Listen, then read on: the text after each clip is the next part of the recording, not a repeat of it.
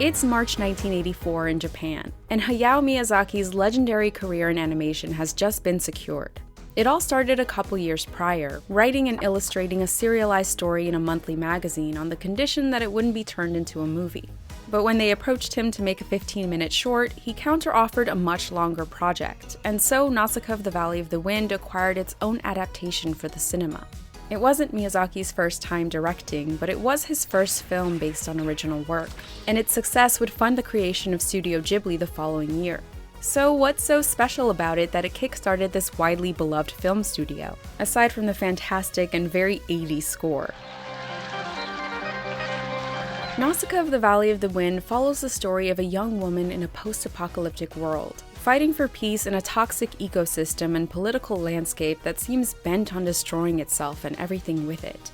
Aside from the protagonist's name, which was borrowed from the Odyssey, the story mostly takes inspiration from science fiction novels. Frank Herbert's Dune, Ursula Le Guin's The Farthest Shore, Brian Aldiss's Hot House, and it even shares similarities with Miyazaki's other work, Shuna's Journey.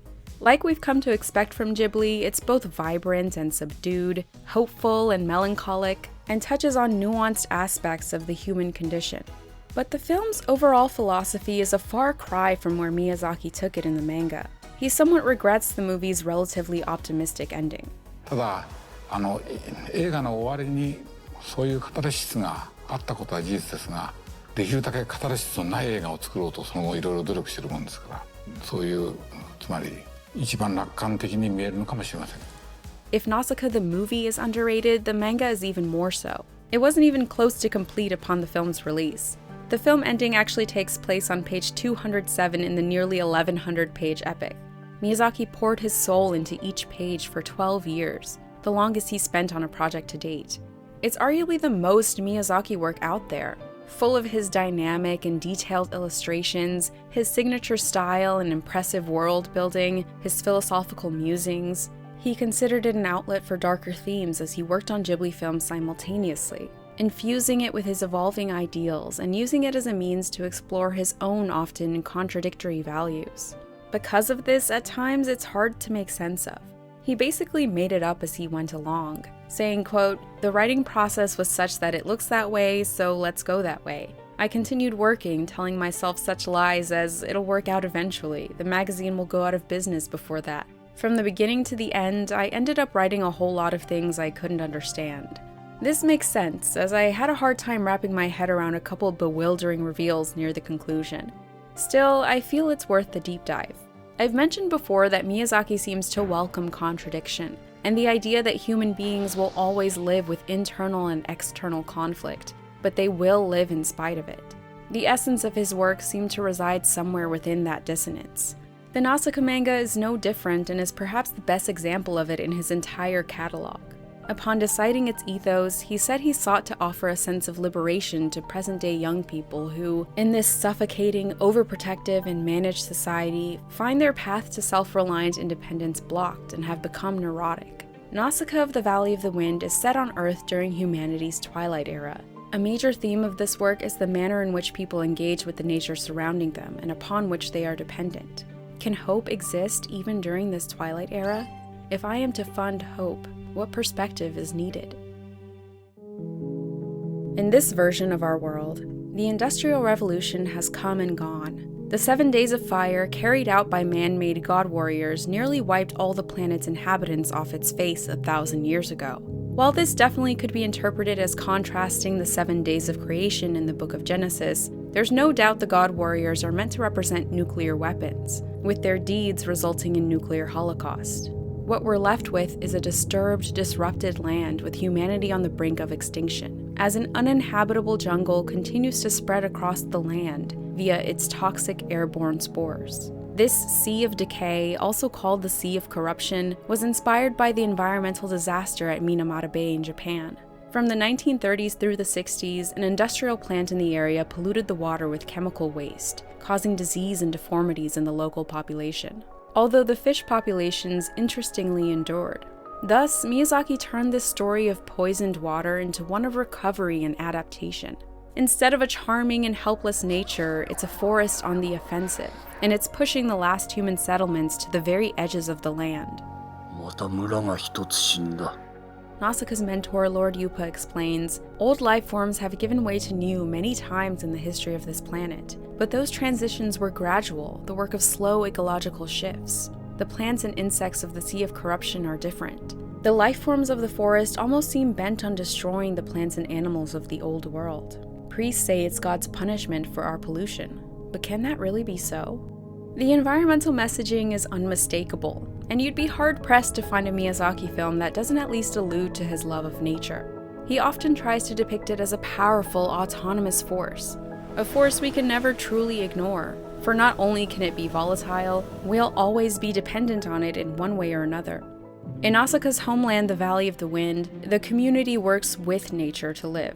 It's largely protected from the spread of spores due to winds from the ocean, and in turn they've adapted to working with these winds to fuel their way of life. In the book Miyazakiworld, Susan Napier suggests the windmill is the technological underpinning of Nausicaa's pastoral Valley of the Wind. Not only does the windmill work with the wind to create energy that supports a bucolic and harmonious society, but in an animistic world, it can also be seen as working with the god or gods of the wind who are occasionally invoked throughout the narrative. We see this god invoked when Nausicaa expertly uses her glider, as she addresses the wind itself with reverence and respect. In the same way, she doesn't fear the so-called Sea of Corruption, she's captivated by it. The forest is a place of respite and wonder, full of diverse and fascinating flora and fauna. She marvels at the beauty of a shed omu shell, loves the way the spores flutter down gently like snow, and meticulously studies the details of the plant life. It's impossible not to sit quietly for a moment and take in the tranquility. She feels a strange kinship with it all. From the massive omu to the tiny fungi, life forms normally considered ugly or dangerous. Miyazaki wanted to depict creatures that are hard to love, so to speak. Those that, quote, resist empathy.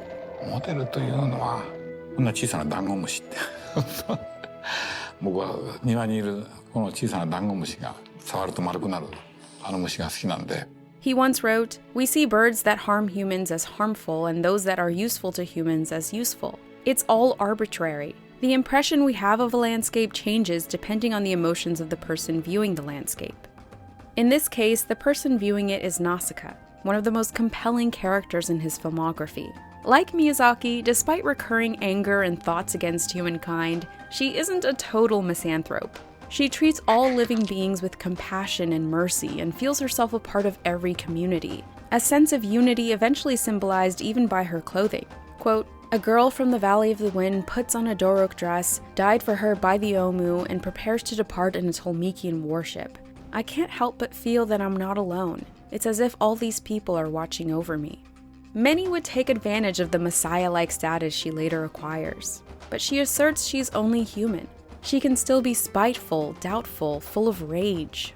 And her womanhood isn't ignored in the narrative, as she clearly lives in a patriarchal society.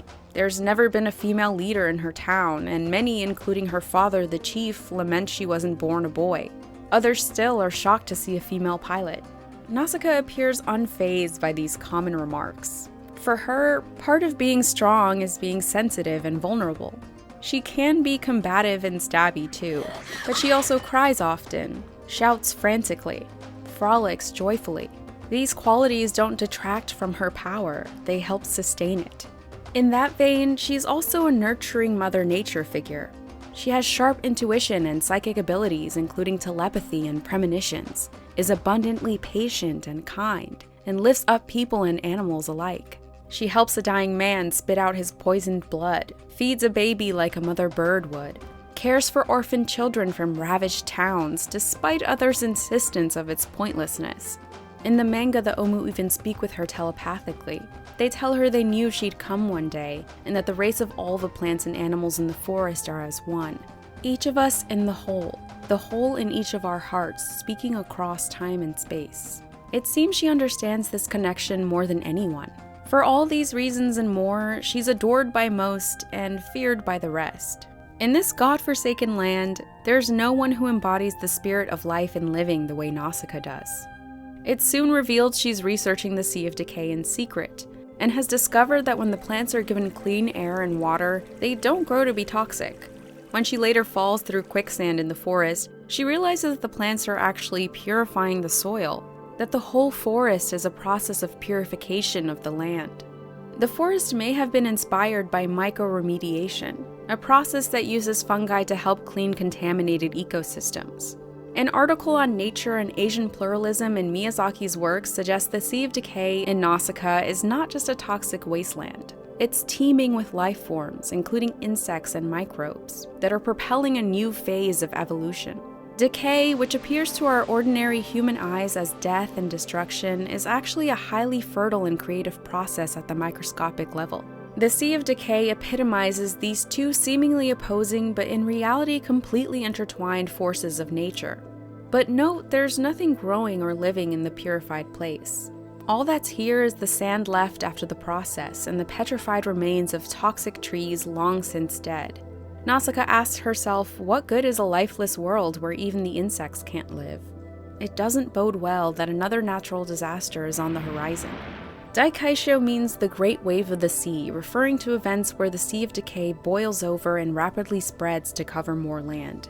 There's another prophecy to come to pass soon, and at first Nausicaa denies this sickening premonition, resisting the voices from her nightmarish visions telling her it's no use, that she's just another foolish, hypocritical human. But as the Daikaisho begins due to human activity and the insects rage through the land, she loses her conviction and is nearly consumed by hopelessness. Perhaps there's no reversing course after all that's been done already.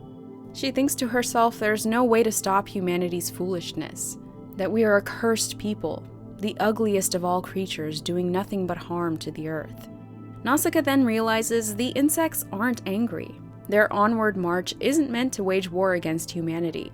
Instead, they're becoming seedbeds for new forest growth and continued purification. With this revelation, she gives up her agency to let herself be killed and become one with the emerging forest. The Omu protect her, but though her body remains, her mind lingers elsewhere, grappling with nihilism personified. She's in a state vulnerable to psychic possession and bottomless despair, on the shore of the abyss. Miyazaki once remarked, "Children are asking us adults, why are we living? Why was I born in such a time? Why was I born at all?"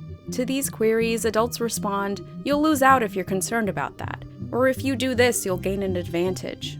They don't have any answers. If I were asked such questions, it would trouble me.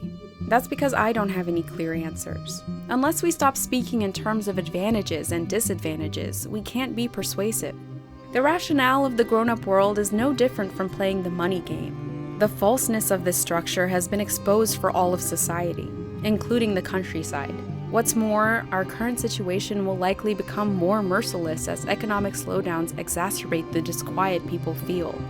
Although this could easily be applicable today, he'd said this during Japan's economic boom of the 80s, as he felt the downswing was on the horizon and people's materialism and superficial definitions of success, the money game, would prove insufficient for spiritual sustainment.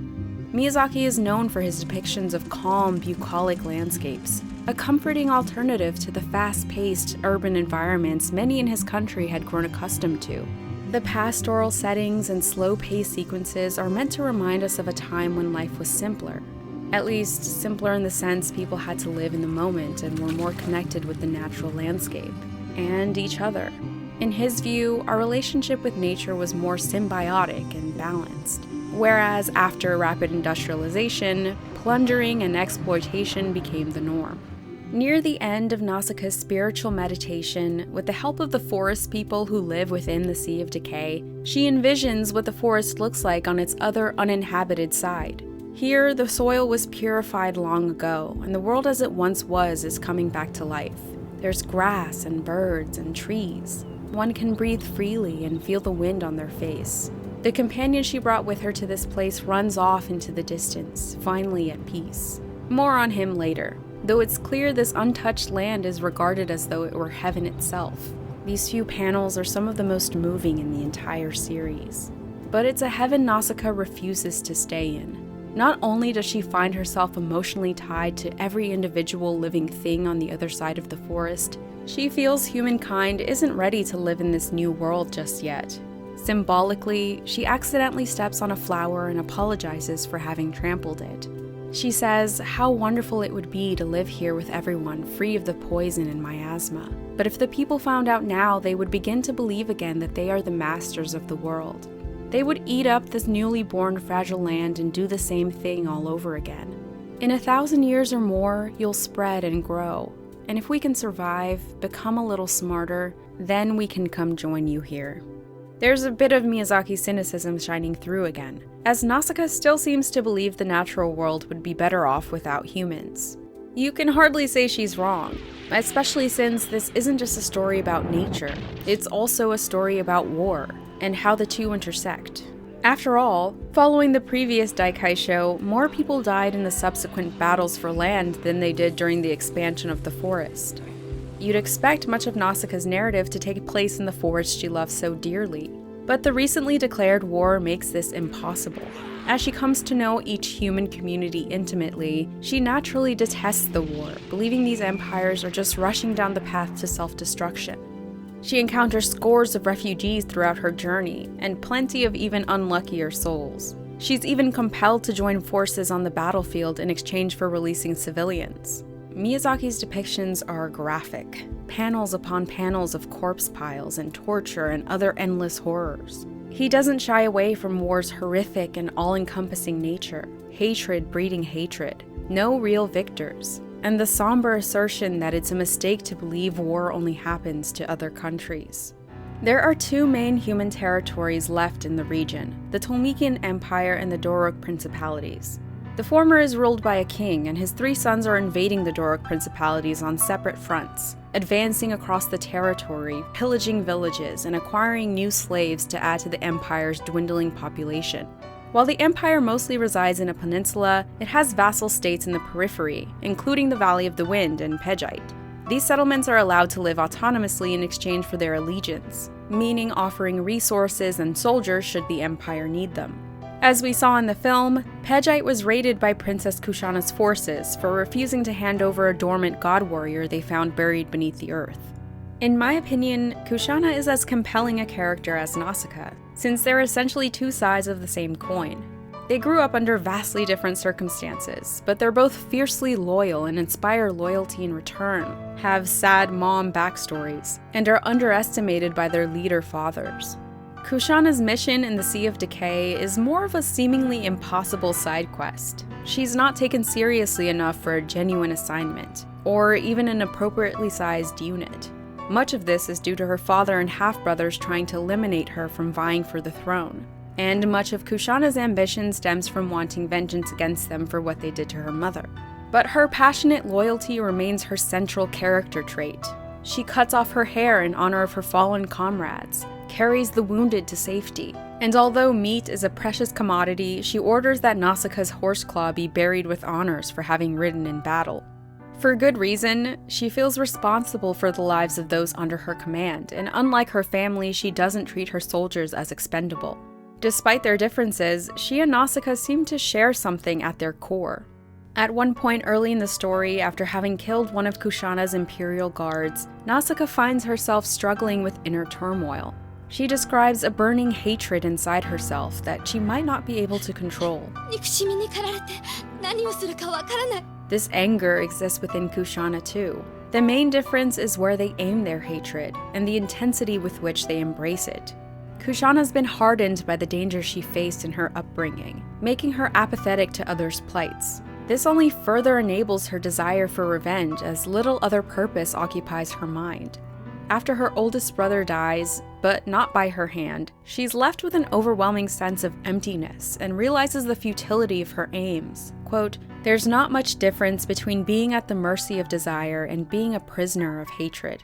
By the end, she's yet another of Miyazaki's antagonist-turned-ally characters, a storytelling pattern in his work which challenges the notion that people can be categorized by black and white terms of good and evil. As explained in the postscript, she later refuses to assume the throne and only accepts the title of King Regent, becoming the restorer of Tolmekia. The empire would never again have a king. Although Kushana was initially misguided, unlike other antagonist leaders, she didn't necessarily have a lust for domination or immortality. Even in the film, where her goal was to use the god warrior to exterminate the toxic forest and its creatures, She was doing what she thought would improve her people's chance of survival. On the other hand, the Doric principalities are a theocracy, ruled by one brother and then the other, both using strict religious indoctrination to exert dominance as well as artificial means to prolong their lifespans. The current ruler, Miyazakilupa, used his supernatural abilities to imprison his older brother Namulith and seize power. Miyazakilupa genuinely believes in the religion's teachings and continues adding ranks of devout priests to the ruling class. He's also searching for Nausicaa telepathically, as she's the subject of a long-held prophecy in Doric legends, the blue-clad one who will come lead the people to salvation. This poses a threat to Miyazakilupa's rule, so he seeks her out continuously. Regardless of his genuine beliefs, nothing is as important to him as maintaining his reign. His obsession with self-preservation is even evident in his physical body, which is deteriorating to the extent he has to submerge himself in a tank after prolonged exposure to the air. The concept of using religion as a means of control, whether believed by its leaders or not, is nothing new. And it's hard not to see this aspect of the story as scathing commentary on Miyazaki's part. His spiritual beliefs seem to lean toward Shintoism, which is less a rigid dogma and more about practicing deep appreciation and respect for the natural world. He outright rejects belief systems which put human beings at the center of importance, let alone ones like the Doroks, which use hierarchies that put specific humans above others. Those in charge also use fear and violence to enforce their rule, while pushing the promise of a glorious afterlife to dismiss protests regarding people's current quality of life. Namulith eventually comes back into power and only uses religious teachings as a means to control the masses, citing his brother as the reason the peasants inside the miasma can die believing in the afterlife. Tell a lie for 100 years and you end up believing it yourself. He claims Miyazakilupa was once a compassionate philosopher king. For 20 years he tried to make the world a better place, but grew impatient with society's stupidity and abandoned his lofty idealism. Partly because of this, Namulith's motivations are fickle. He only seeks to have his blood stir. He cares nothing for death or the empire, only to experience novelty and excitement. He compares Nausicaa's idealism to his brother's and cynically tells her to take whoever she likes to the so-called Pure Land. Quote, "While I'm at it, I'll give you these rotten Doric lands and the lousy peasants too. Crawl around with the whole bloody lot on your shoulders and then see if you can save the world." Meanwhile, the holy city Shua houses a mysterious, heavily guarded crypt storing secrets related to the forest. Under Miyazakilupa, the Dorics had developed a new bioweapon, a form of the toxic fungus that could unleash the Daikaisho across the land at the expense of everyone. It's like the Tolmekians using an injured baby Omu to bait the Omu into a furious stampede, but on a much grander scale. A priest pleaded with leaders to reconsider using the mold. For what word of God permits the fouling of the land? There can be no emperor without the people. It's telling how although the priest argues against the weapon in the name of their own religion, the corrupted Miyazakilupa dismisses it. He's consumed by the will to exert his power, claiming the greatest shadow over the empire is the weakening respect and fear of the people for the holy emperor and council of monks. Without their unreasoning dread and worship for an almighty power, the ignorant peasantry will be sundered and the empire will crumble. The mold would later set off the very Daikaisho that Nausicaa tried to die in. And although she survived it and her subsequent psychic break, the war's atrocities continue to fuel despair. A Valley elder says her power's not meant for war, it's meant to heal something, to heal some wound. In the manga, the God Warrior never made it to this final showdown from the movie. It's more of a factor by page 800-something, and it imprints on Nausicaa as its mother. This is the 100th time she's viewed as a mother figure, but the inherent differences between these two can't be overstated. A giant killing machine who, yes, wants to protect its mother, but clearly also just enjoys murdering. The giant warrior is the embodiment of the evils of technology. It's something enormously powerful. Like Frankenstein's monster, it's kind of a perversion of nature. They've taken things from nature and turned them into this engine of destruction. Nausicaa tries to convince it that it takes more than power to become a fine person. If you divide the whole world into just enemies and friends, you'll end up destroying everything. She gives it a name, Oma, in an attempt to pacify it, while secretly wishing for its death. As it evolves to a higher level of consciousness, it declares itself the arbiter of justice, much to Nausicaa's surprise. How can this creature think it can decide right from wrong? How can it believe it knows what's best for everyone? Well, how does anyone? Though it's safe to say those gleefully carrying out mass killings shouldn't get to decide what justice is and how to enforce it. Still, it's again an example of Miyazaki's rejection of a binary good and evil. How we all have faults we're perhaps blind to, and those faults inform our worldview just as our virtues do. At one point, Nausicaa says, "I've always felt that we blind ourselves by looking at the world simply in terms of purity and corruption." When she spiritually visited the new, cleansed world on the other side of the forest, the companion she brought with her was none other than the spirit of the Dorok Emperor Mirolupa, who had just recently been killed by his brother. He tried to possess her as she was in the throes of mental anguish, but she fended him off and shed the evil from his spirit in the process, leaving only a sad, feeble little guy. What was shed was likely his desire for power and the crushing ego that comes with it. Nausicaa pities him, though she's warned by the forest people that he shouldn't come along to the Pure Land, that he should be returned to the darkness where he belongs. Nausicaa says, "The darkness is inside me too. If this forest is inside me, then that desert is mine as well. And if that's the case, then this person is already a part of me." They venture onward. You can feel the spirit's uncontained joy at the beauty of the earth. He excitedly exclaims about the birds and the trees, before happily going to rest in the new world, no longer burdened by a fear of death. In an interview about Nausicaa, Miyazaki said, "From the beginning, we seem to have a longing for a presence or a power that is far greater than ourselves and not easily understood. A presence beyond our current framework or whose origins are prehistoric. This longing isn't unique to me, but rather is what we all feel, a memory repeated over and over from our ancestors. When I think of myself and the way I think about nature, I seem to want to comprehend it in such a way. I don't know why, but nature exists as an incredible force, as something huge, far exceeding our own little good or evil ways."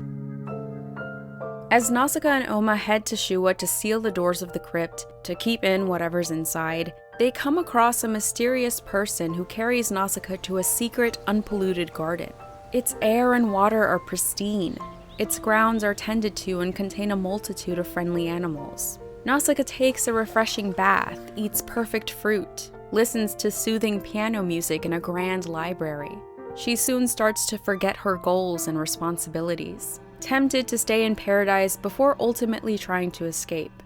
The mysterious person doesn't let her leave, though, not before ranting about humanity's foolishness. He describes how a young, talented boy much like Nausicaa visited here long ago. When he departed, he left a note that read, "I want to save humanity." The boy became the first Dorok Holy Emperor. The garden keeper tells Nausicaa, "You humans tread the same paths over and over again. What you try to do has been attempted by many others before. Everyone believes they alone will not err, yet none can escape the cycle where karma gives birth to karma. Sorrow gives birth to sorrow."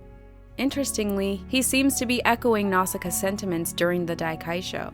This garden is the storehouse of Shua's crypt, and this strange entity is its master, tempting those who come across it as a way to dissuade them from reaching the crypt itself. It seems whatever's in the crypt will set right the crimes of humanity and their cursed cyclical nature. So he tries to break Nausicaa's will by revealing painful truths. The first big reveal: current humans and other life forms are adapted to living near the miasma. They can't survive in the new purified world. Every forest person who's made the journey dies violently spewing blood. So the premise of hope presented at the end of the film, the tiny sapling growing in the purified place, is ripped away. There can be no new world for current humanity. The second reveal is even more mind-boggling. Nausicaa comes to the conclusion it was ancient humans who created the Sea of Decay with all of its plants and creatures. They saw the writing on the wall with the 7 days of fire, and sought to build a better future for humanity. They created the forest to purify the land and artificially modified current humans to live on in the miasma. Even the prophecies about the blue-clad one were manufactured. She isn't meant to be a messiah in the way we imagined, but a god of death, a sign of the end times. She's the white-winged apostle who will lead humankind to that forever paradise so the world can be born anew. I think this changes everything in terms of what the story is meant to represent. In a sense, it becomes less about the might of nature and more of a philosophical question. Can artificial creations still be deemed a part of nature? In the article This Is Not Your World, Extinction and Utopia, Gregory Marx responds to this revelation. Revealed as a tool left by antediluvian generations, the toxic jungle ceases to be a natural environment at all. The forest no longer stands in simple opposition to the human world, but instead folds into it, becoming one more remnant of the hubris that destroyed the world. The nature of the toxic forest was always already disturbed, and its relation to humanity was never truly one of simple opposition, but one of complex and intertwined ruptures in the relation between humanity and the earth. The sublime imagery of the forest expanded by artificial means, and the statements of various characters that it is the insects who are saving this planet, or humans became obsolete long ago, indicate the extent to which nature is collapsed into this widened political story of the manga, which admits no clear distinction between nature and humanity. Is there a distinction between the artificial sea of decay and the purified earth it leaves behind? Or are they simply different kinds of ecosystems? Does it make a difference that one was created to make way for the other, that it was part of humans' grand design?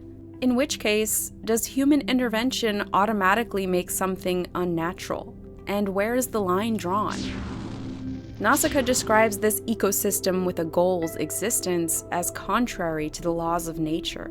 It's hard to reconcile, but one wonders if it really matters in the end. She also says a life is a life, regardless of how it comes into being. She still feels the forest is sacred, and each environment is certainly treated with the same reverence on the page. No, maybe the question of artificiality isn't what's important after all. Genetically modified bacteria are still bacteria. The modified people living in Nausicaa's world are still people. Maybe instead, it's a question of human resilience, of what we're willing to do to continue our cursed cycle. Nausicaa attempts to see things from the ancient people's point of view. Our lives are like the wind, or like sounds. We come into being, resonate with each other, then fade away. 1,000 years ago, humanity must have been in the depths of despair. The people sought desperately for some glimmer of hope. According to the plan, we should be along the path to rebirth. But in reality, foolishness has continued, and nihilism and despair have only spread. But she doesn't allow any of this to sway her resolve. Quote, "No matter how wretched, every life form lives by virtue of its own power. On this planet, life itself is a miracle." Nausicaa leaves the garden to travel to Shua and discover the secrets of the crypt once and for all. In this ancient chamber, she encounters the master of the crypt, an entity meant to carry out old humanity's grand design. Nausicaa debates this god of the past, who's attempting to convince her its plan is what's best for humankind. She argues that bygone spirits, even if atoning for their sins, shouldn't be able to dictate the lives of the people of the present. The world belongs to those who currently live in it, not to the static ghosts of the past. Quote, "Our bodies may have been artificially transformed, but our lives will always be our own. Life survives by the power of life. If such a morning is to come, then we will live to face that morning. We are birds who, though we may spit up blood, will go on flying beyond that morning, on and on. To live is to change. We will all go on changing, but you cannot change. You have only the plan that was built into you. Because you deny death. Speak the truth, we have no need for you." In response, the spirit possesses a person nearby to help shed light on the past. Quote, "It was a world in which tens of billions of human beings would do anything to survive. Poisoned air, punishing sunlight, parched earth, new illnesses coming into being every day. Death was everywhere. All kinds of religions, all versions of justice, every party with a different interest. We created a god to arbitrate. We decided to entrust everything to the future." Again, here is an entity convinced of its righteousness. Like Nausicaa, it fully believes in its own cause, its own means and ends. Of course, if we were to have lived in the time the god was created, maybe we'd agree with its promise of a better future. But in present day, Nausicaa isn't convinced. Now, the ancient plan for humanity's reconstruction is revealed. Not only did they create the forests and modify humans, they created new, pure humans that can survive the untouched lands of the distant future after purification is complete. This is what resides in the crypt of Shua, the dormant eggs of the new human race. Current humans were meant to safeguard them until the time was right. But Nausicaa and her people, that is, all the people of the world, are like the fish surviving and thriving in the poisoned waters of Minamata Bay.